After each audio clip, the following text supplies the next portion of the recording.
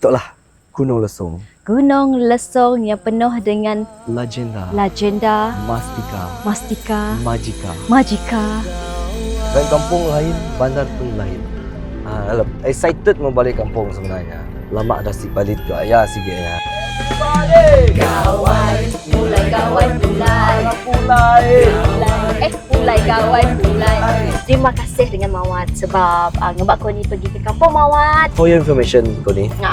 So you're the first kawan yang kami bak di Mungguk Sawak di bawah Gunung Lesung Bukit Lingga Menua Siriaman. That means Koni is the lucky person lah. Yes.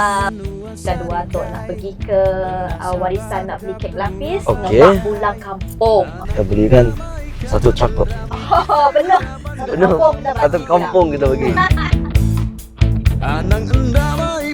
Sedap. Semua cheese. Kita singgah dekat satu pekan untuk Kalacau. Benda yang kami patut beli is apa? Ikan jerawat. Itu one of my favorite Atok punya makanan. Tahu pekan Lacau. ini saya selalu beli dari aunty. Pendek macam biasa aunty. Macam biasa Andi. So right now memang excited nak jumpa warga-warga dekat kampung sana. Andang temu lanjur aku kak mai pangan. Tengok ni.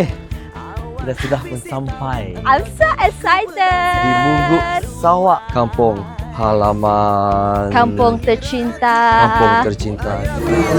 Jom kawan.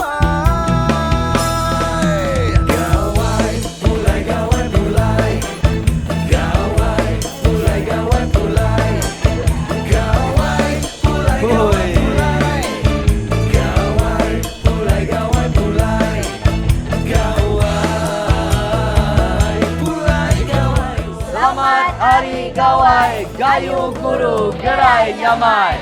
Oh!